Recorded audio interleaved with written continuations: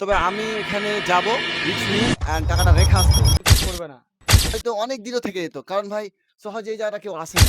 Guys আমরা আছি এখন রাজবাড়ির সামনে আর এটা হচ্ছে সেই রাজবাড়ির নিমতিত্তা। এই জায়গাতে আমরা আজকে এই ৳২০০ টা লুকিয়ে রাখবো অ্যান্ড দেখবো ২৪ ঘন্টা পর এই টাকাগুলো থাকে কিনা। এই জিনিসটা ট্রাই করার জন্য আমরা চলে এসেছি। দাদা আপনার কি মনে হয় এই টাকা কি ২৪ ঘন্টা পর্যন্ত থাকবে না কেউ নিয়ে নিবে? পাবে না কেউ। পারবে না? খুঁজেই পাবে না। ২৪ জনমবার জন্ম নিলেও পাবে না খুঁজে হয়তো যদি রাখা যায়। ভাই এতটা ভয়ঙ্কর জায়গা। ভাই আপনারা ভিডিওটা দেখলেই বুঝতে পারবেন কতটা ডেঞ্জার জায়গা। ভাই আপনার কি মনে হয় টাকাটা থাকবে? যেহেতু লুকায়িত জায়গা আছে অনেক, হ্যাঁ, যেহেতু একটা বিশাল বড় একটা হ্যাঁ, বাড়ি, হুম। হ্যাঁ? এর মধ্যে লুকানোর জায়গা বহুত আছে। অতএব পাবে না।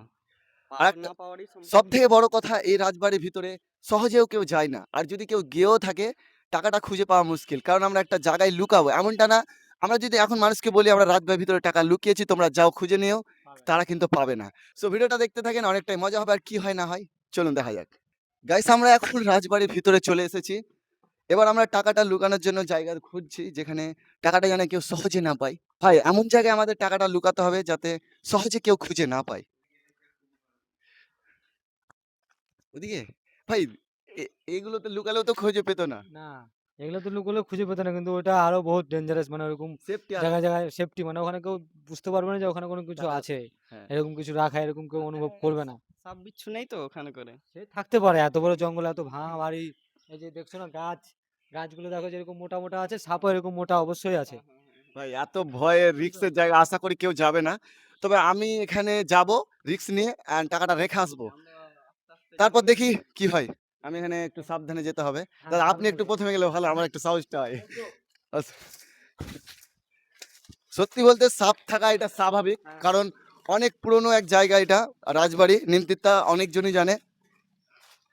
এত ভয়ংকর জায়গাতে ভাই ওয়াও!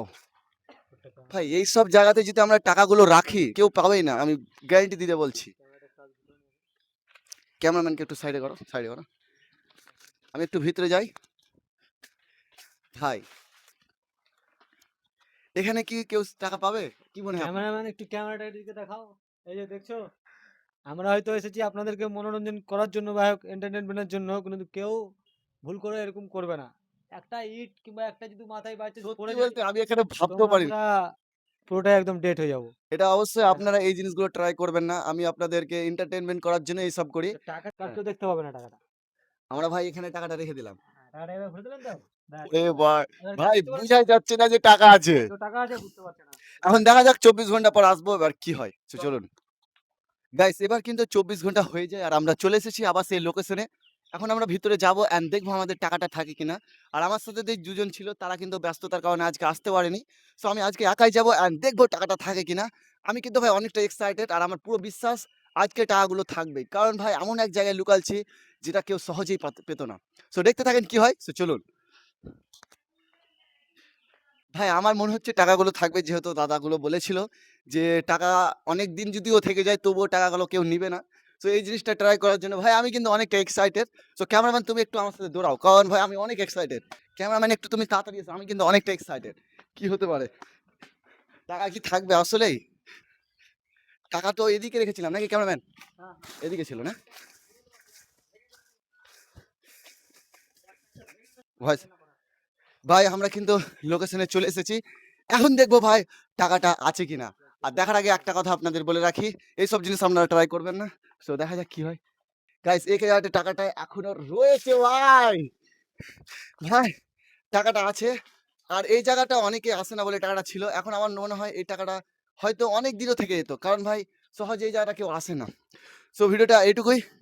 সো আমি ভেবেছিলাম টাকাটা থাকবে নিজের প্রতি একটা বিশ্বাস ছিল। কারণ জায়গাটা এতটা ভয়ংকর কেউ সহজে আসে না। সবথেকে বড় কথা আমরা এমনভাবে লুকিয়ে রেখেছিলাম কেউ ভাবতেও পারবে না। এই জায়গাতেও টাকা ছিল। সো ভিডিওটা এইটুকুই। ভিডিওটা কেমন লাগলো অবশ্যই কমেন্টে জানাবেন। আর নেক্সট ভিডিও দেখার জন্য ফলো করে দিবেন। Thank you.